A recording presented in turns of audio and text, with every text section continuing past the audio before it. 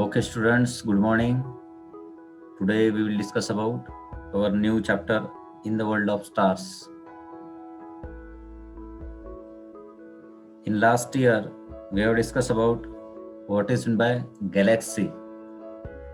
दीर्घिका म्हणजे काय? आपण हे मागच्या वर्षीमध्ये मागच्या इयत्तेत अभ्यास केलेला आहे. कदाचित तुम्ही सुद्धा ज्यावेळेस न्यूज चॅनल, टेलिव्हिजन यावर बातम्या बघत असणार, तर मध्यंतरी एक बातमी आली होती. दीर्घिकांच्या जो महासमूह आहे त्यामध्ये एक नवा शोध लागलेला आहे.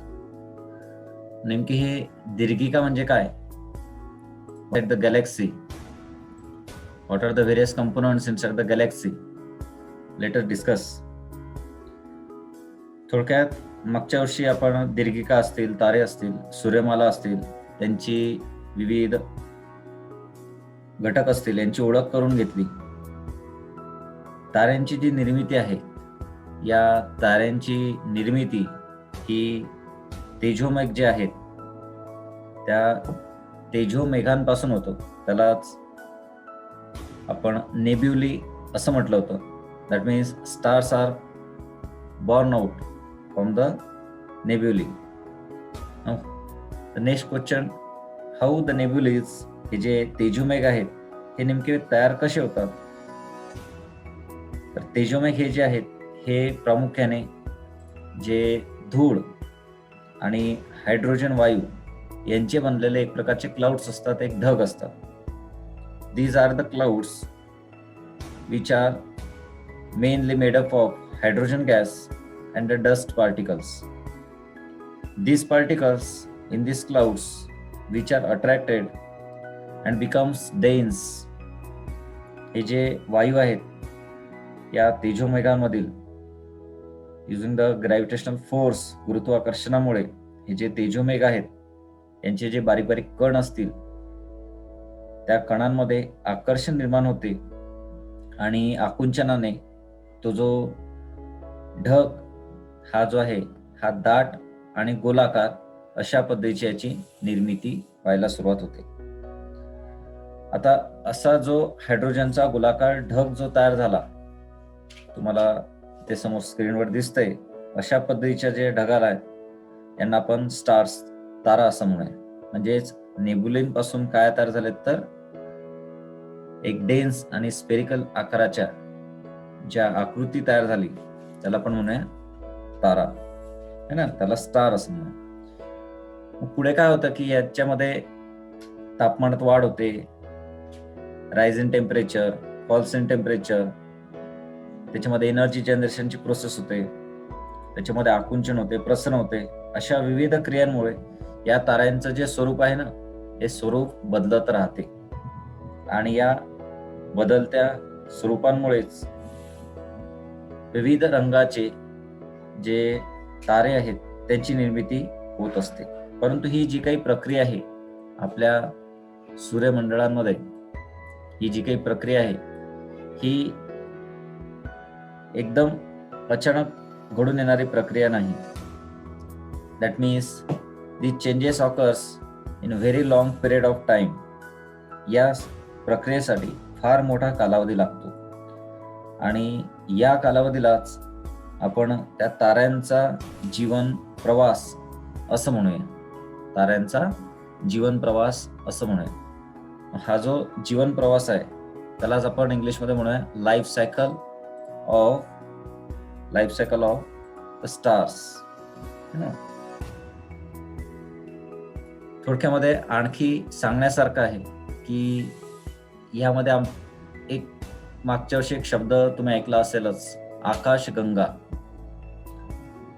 मी मगाशी म्हटल्याप्रमाणे जे तारे, धुळीकण हे जे आहेत यामध्येच आणखी काही असे ब्लॅक सबस्टन्स असतील, कृष्ण पदार्थ, किंवा काही इतर जुने तारे असतील त्यांचे अवकाश, ते एकत्र येतात.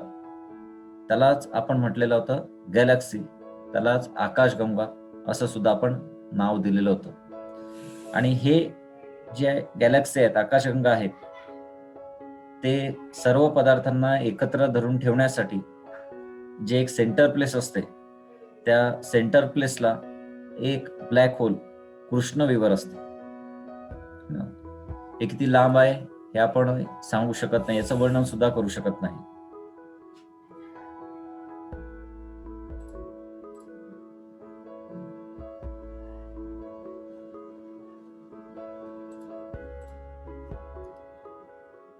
आता तुमच्या समोर जी आकृती दिसत आहे, that is the life cycle of stars.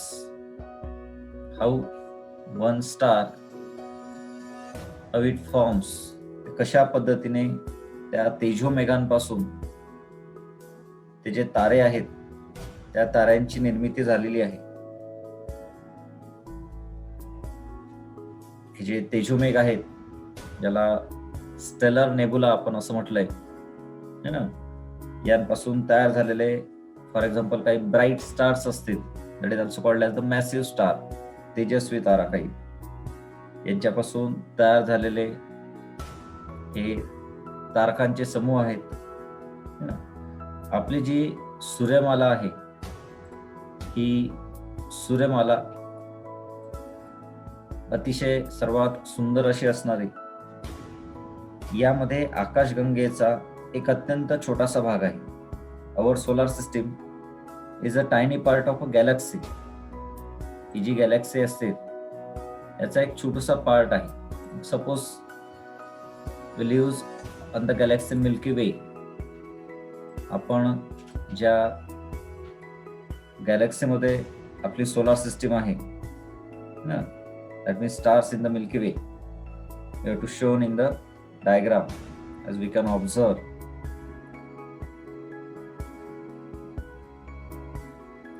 या आकाशगंगेमध्ये जे रंग आहे, तेजस्विता आहे, त्यांच्या आकारानुसार मोठी विविधता तुम्हाला दिसून येते.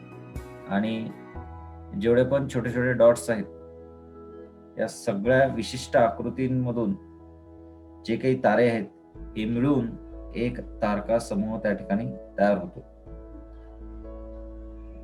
That means when all the stars which appears to be close to one another making a particular figure, ही आता गोलाकार आकृती आहे, सर्क्युलर आपण याला म्हणूया, which makes the particular figure, it is also known as the constellation. याला आपण काय म्हणूया, कॉन्स्टलेशन. आता कॉन्स्टलेशन जे आहे याचे बेसिस कॉन्सेप्ट किंवा काही आणखी मूलभूत जे संकल्पना आहे त्यांचीच ओळख आपल्याला या नवीन जो पाठ आहे in the world of stars, तारकांच्या दुनियेत, यामध्ये करावायची आहे.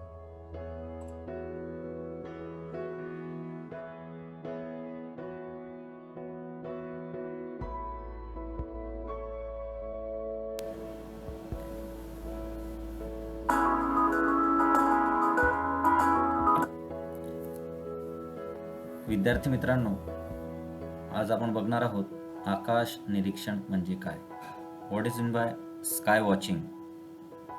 If we have to stand still in an open space and look into the distance, what do you notice about the ground and the sky. समजा आपण एखाद्या मोकळ्या जागेवर एके ठिकाणी स्थिर उभे राहून जर दूरवर नजर टाकली तर तुम्हाला जी जमीन आणि आकाश या दोघांमधलं काय जाणवते बरं. If we have to look into the distance, turn around between yourself and the ground and as well as the sky, what we have to observe. म्हणजेच आता दूरवर नजर ठेवून आपण स्वतःभोवती गोल गोल फिरत असताना आकाश आणि जमीन या दोघांमधलं आपल्याला ऑब्झर्वेशन करायचं आहे, निरीक्षण करायचं आहे. एक काळजी घ्यायची, आपण एका ठिकाणी स्थिर राहायचं आहे आणि स्थिर राहत असतानाच आपल्याला आकाश आणि जमीन या दोघांमध्ये आपल्याला काय दिसून येते त्याचं निरीक्षण करावायचं आहे. यासाठी तुम्ही या प्रयोगाकरिता जर समुद्रकिनारी गेलात तर far away the sky seems to be touching the ground, the line at which they meet, that is called the horizon. दूरवर जर बघितलं आपण तर आकाश हे जमिनीला टेकल्यासारखे दिसते. ते ज्या सरळ रेषेमध्ये मिळते त्या रेषेला आपण क्षितिज, हॉरिझॉन असं म्हणूया. स्वतःभोवती गोलाकार फिरता फिरता हे जे हॉरिझॉन आहे, क्षितिज, याचा गोल तयार होतो. तसेच हे जे हॉरिझॉन आहे, क्षितिज, हे गोलाकार स्थितीत वर पाहिल्यास आकाश आपल्याला गोलाकृती भासते. It is the imaginary. That means while turning around oneself, the horizon will be seen to form a circle, and on looking up, the sky will appear to be a sphere. आकाशात फिरणारे जे ग्रह आहेत, तारे आहेत, हे याच गोलावरून सरकत असल्याचा आपल्याला भास होतो. We can imagine that all stars, planets moving in the sky appear to be moving on this sphere. This may be the virtual, imaginary, याला आपण काही शब्द प्रयोग करू शकतो की जे आभासी आपण ज्याला आपण म्हणू. या आभासी गोलालाच आपण खगोल असं म्हणूया. यालाच इंग्लिशमध्ये म्हणूया द व्हर्च्युअल स्पियर. यालाच आणखी एक शब्द आपण म्हणू शकतो, it is also called the celestial sphere. खगोल, सेलेस्टियल स्पियर किंवा virtual sphere, both are the same words. Now the circular horizon, it divides this sphere into the two parts. Which are the two parts? हे जे क्षितिज आहे त्याला आपण horizon म्हटलं होतं, हे या खगोलाचेच म्हणजेच सेलेस्टियल स्पियरचे दोन अर्धगोलांमध्ये विभाजन करते. त्यासाठी तुमच्या जवळ जर कोनमापक असेल तर कोनमापकांवरून, प्रोटेक्टरवरून तुम्हाला आणखी छान पद्धतीने हे समजून घेता येईल. तुमच्या जवळ जे कोनमापक आहे ते अर्धगोल कोनमापक आहे. त्यामध्ये अंश याच्या खुणा केलेल्या आहेत. तसेच काटकोनाची सुद्धा म्हणजेच 90 अंशाची राईट अँगल ट्रायंगल ज्यावेळेस फॉर्म होतो तर राईट अँगलची सुद्धा त्यामध्ये अंशात्मक कोन आपल्याला दिसून येते. आता 2 सेकंदासाठी आपण आपलं कोनमापक डोळ्यासमोर आणूया. हे जे खगोल आहे या खगोलाच्या 2 भागांबद्दल मी तुम्हाला सांगत होतो. Letter discuss about these virtual celestial sphere which can divided into the two half. Now, which are the two parts? The first is the zenith and the second one is the nadir. Zenith and nadir. तर Zenith म्हणजे काय, तर त्याला आपण म्हणूया ऊर्ध्व बिंदू, आणि जे नदीर आहे त्याला आपण काय म्हणूया, त्याला म्हणूया अधबिंदू. समजा जमिनीवर आपण उभे राहिलो आणि आपल्या डोक्याच्या बरोबर वर असलेल्या जे खगोलावरील जे बिंदू आहेत त्या बिंदूला, टॉपमोस्ट पॉइंट, त्या बिंदूला आपण म्हणूया Zenith. That means when you have to stand on the ground surface, the point on the celestial sphere,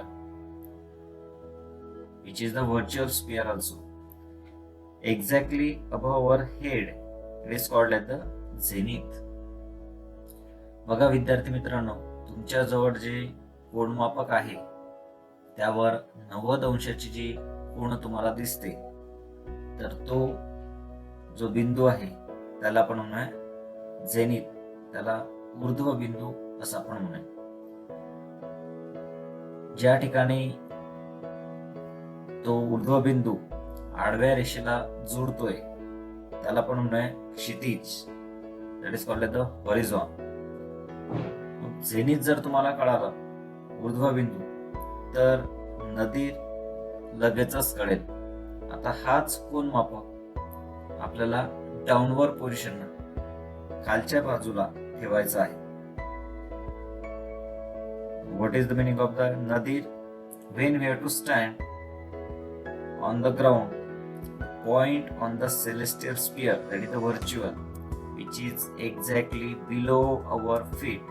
बघा झेनिथ मध्ये आपण काय म्हटलं होतं की अबव अवर हेड, आपल्या डोक्याच्या वर, आणि नदीर मध्ये काय म्हटलंय बिलो अवर फीट, आपल्या पायाच्या बरोबर खाली असलेल्या जो खगोलावरील जो बिंदू आहे त्याला आपण म्हटलेलं आहे अध बिंदू.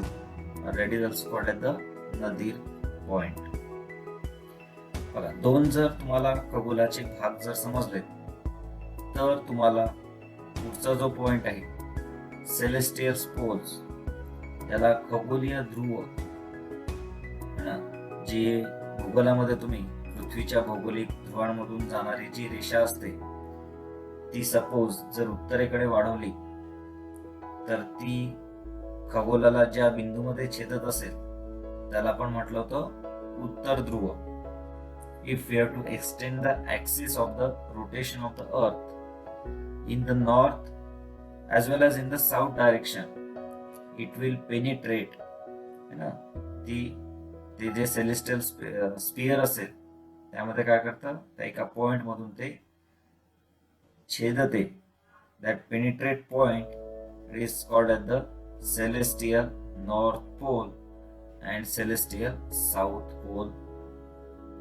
ती जे रेषा आहे ती रेषा ज्या ठिकाणी तुम्ही उभा आहात त्या ठिकाणाहून जर ती उत्तरेकडे आणि दक्षिणेकडे जर आपण वाढवत नेली तर तुम्हाला खगोलीय उत्तर ध्रुव आणि खगोलीय दक्षिण ध्रुव मिळेल. That is also called as the celestial poles. Now, which are the two different celestial poles? Which are the two different celestial poles? The first one is north and the second one is south. The next concept is the meridian. What is the meridian? त्याला आपण मध्यमंडळ असं म्हणूया.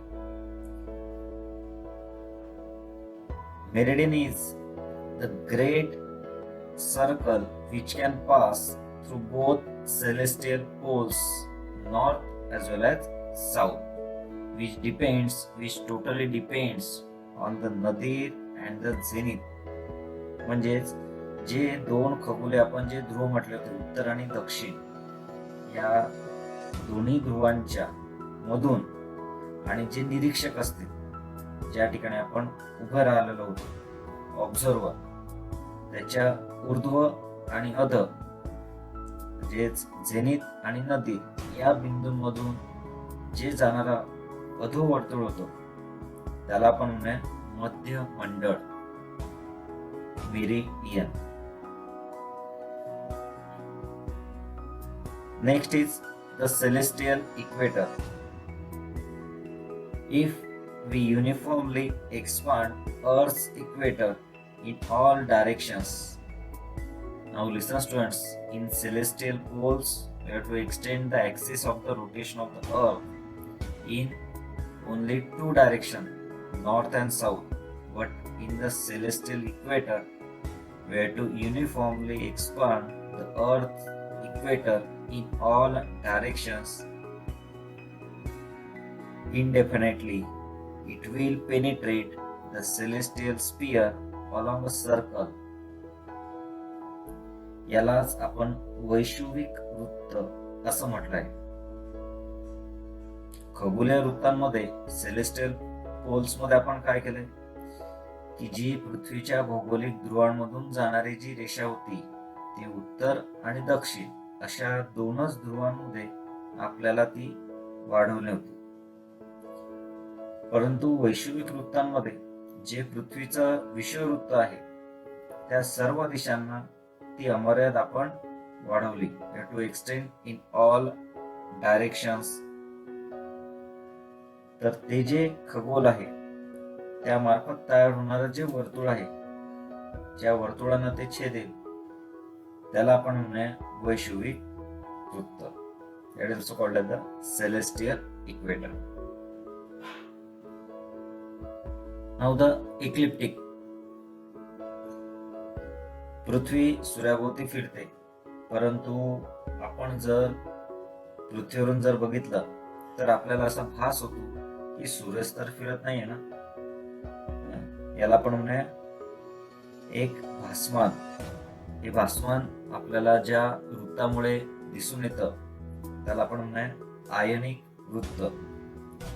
Suppose that our अर्थ moves around the sun, but when we have to observe from the earth, the sun appears to move along the circle on the celestial sphere.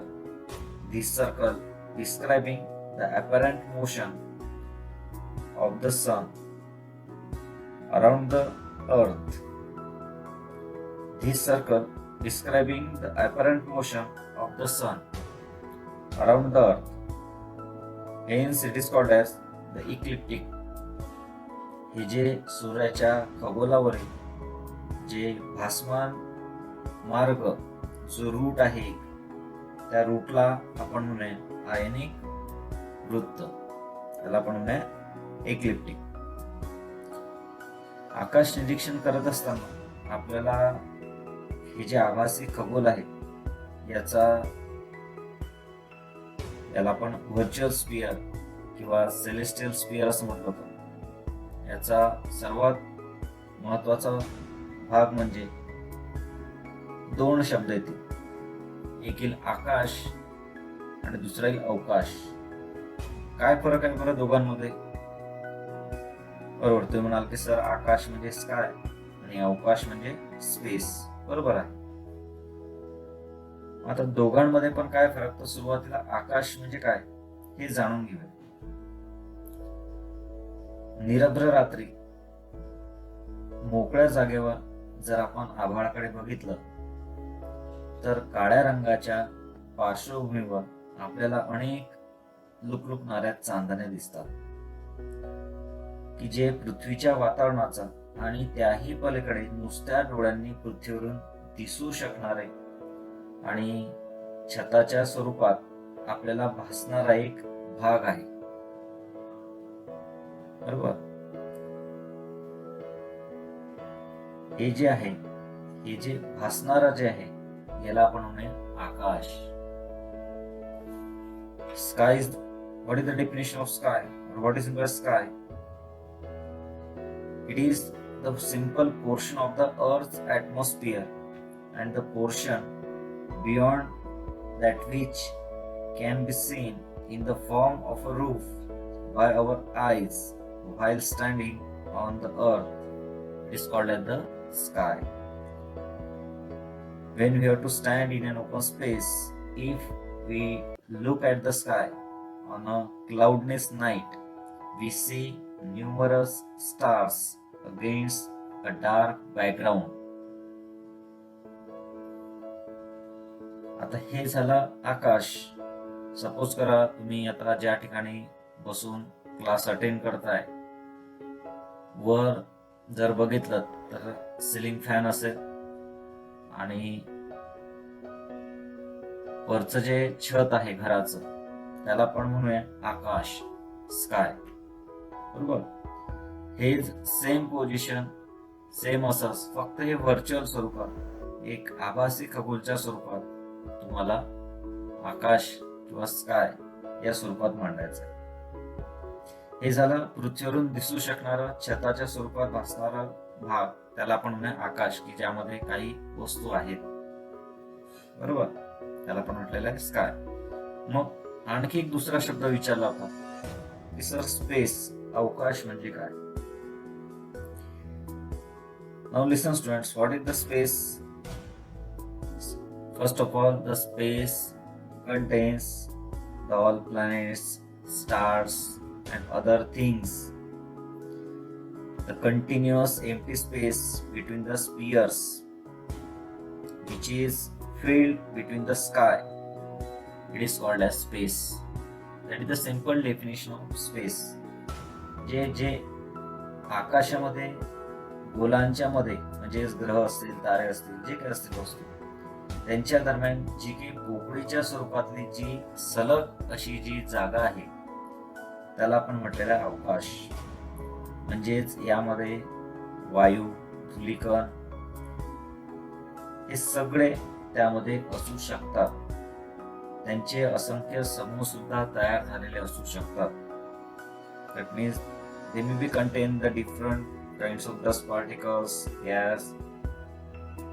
According to that, the numerous stars and clusters, they are formed into the space. We can't count. आपण ते मोजू शकत नाही.